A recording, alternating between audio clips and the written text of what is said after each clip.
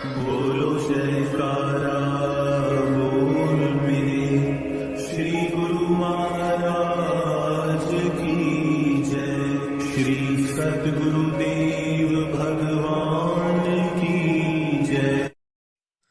गुरुमुखो, गुरुमुख और मनमुख के काम में इतना बड़ा भारी अंतर है कि जिसका अंदाज़ा नहीं लगाया जा सकता। गुरुमुख की सुरती का मिलान और तवज्जो का झुकाव रोशनी की तरफ रहता है तथा मनमुख की तवज्जो का झुकाव अंधेरे की तरफ है। गुरुमुख ने अपनी जायदाद और ख्याल का आदर्श सद्गुरु को बना रखा है। उसके मन में सद्गुरु का ध्यान बसता है। सद्गुरु का वचन ही उसका सब कुछ होता है। मनमुख जीव का संबंध मन और माया में रहता है। उसका आदर्श माया ही है। माया के सभी बंधन अनित्य, नाशवत और दुख रूप होते हैं। माया की प्रत्येक वस्तु दुख रूप है और उसके लगाव का नतीजा भी दुख ही दुख होता है। गुरुमुख अपने मन पर माया और काल का आधिपत्य नहीं होने देते। वह माया और काल के हमलों से बचकर रहता है। माया तो प्रत्येक जीव पर अपना वार करती है। यह सब पर अपना रुतबा और दबाव डालना चाहती है। आम जीव को इस माया में अटक जाते हैं, किंतु वही उसके भ्रम से छूटने की कोशिश करते हैं जो भक्ति के ख्वाहिशमंद होते हैं। जब कभी माया बुराई के ख्याल पर अधिकार पाने लगे तो उनके सद्गुरु के वचन की सहायता से काटना चाहिए। गुरुमुख हमेशा अपने ख्यालों की काट छांट में लगा रहता है, अर्थात जब जब माया का ख्याल उनके मन में आता है उन्हें साथ ही साथ काटते रहना चाहिए ताकि वे मन में घर न कर पाए। यह काम उसी प्रकार करना होगा जिस प्रकार की एक होशियार माली अपने बगीचे में से कांटेदार पौधों को तथा खुद उगने वाली फिजूल घास को हमेशा उखेड़ता रहता है ताकि फलदार पौधों को पुष्टि मिलती रहे और वे तरक्की करते रहे। अगर कांटेदार पौधे जड़ पकड़कर मजबूत हो गए तो फिर बाद में उनका उखेड़ना कठिन हो जाएगा। जिस कदर भी बुराई का ख्याल उभरते हो उनको सद्गुरु के वचनों द्वारा दबाते रहना चाहिए। यदि उन ख्यालों को तरक्की मिल गई तो फिर गुरुमुख के रास्ते में बड़ी भारी रुकावट आ जाएगी। किंतु यदि साथ ही साथ इनको काटने की कोशिश की जाती रहे तो आहिस्ता आहिस्ता जीव काल और माया के हमले से बचता जाएगा। बुराई के ख्याल न तो कानों से सुने जाएं, न आँखों से देखे जाएं, न मुख से बोले जाएं और न ही कर्म के द्वारा किए जाएं। हमेशा अपने आप को काल और माया से बचाने की कोशिश करनी चाहिए।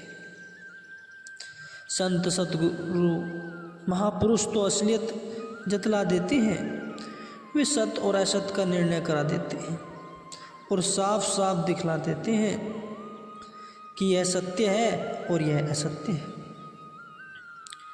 इसके बाद जो जिस रास्ते को इख्तियार करे वह अपने कर्म का खुद ही जिम्मेदार होता है। कमज़ोर और बुरे ख्यालों का नतीजा कभी भी अच्छा नहीं हो सकता। बुरे ख्यालों का नतीजा हमेशा ही बुरा होता है। इसलिए किसी के भी कमज़ोर और बुरे ख्यालों को अपने अंदर दाखिल न होने दो। हमेशा होशियार रहो, बीमारियां पैदा न होने दो। गुरु की रहनुमाई में ही रहकर इस सच्चाई को जान लेता है और काल तथा माया के चुंगल से बचकर रहते। किंतु मनमुख प्राणियों का रहनुमा अपना मन है और मन ही कुल कार्रवाई गलती और गुमराही पर निर्भर होती है। इसलिए वे नतीजा अपनी ख्वाहिश के विपरीत पाते हैं, अर्थात ख्वाहिश तो सुख, आनंद और शांति को प्राप्त करने की कोशिश है,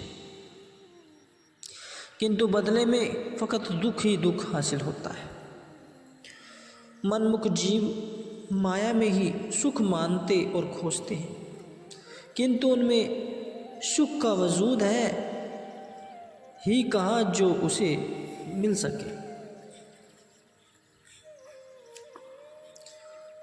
गुरुमुख के पथ प्रदर्शन संत सद्गुरु हैं, जो उसको सीधा रास्ता बतला देते हैं और सुख की खोज करवा सच्चे अर्थों में सच्चे सुख की प्राप्ति करवा देते हैं।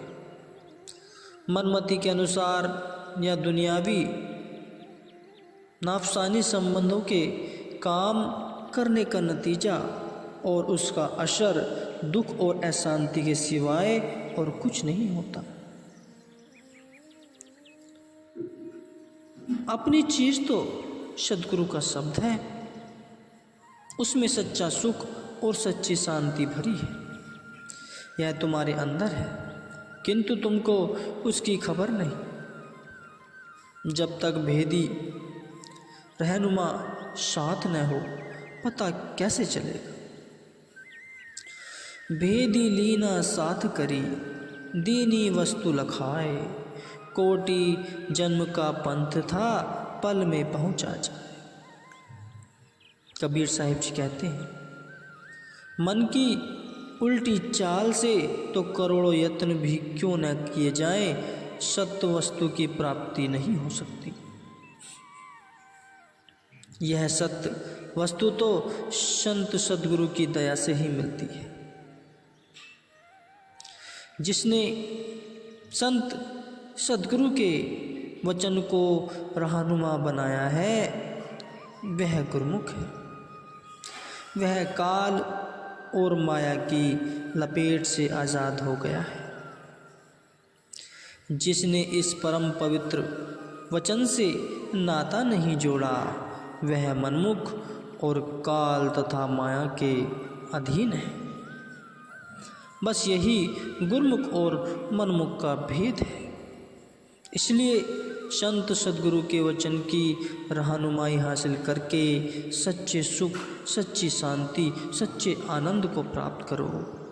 यह सार का सार है और यह परमार्थ का सारांश या परम तत्व है। गुरुमुख हो।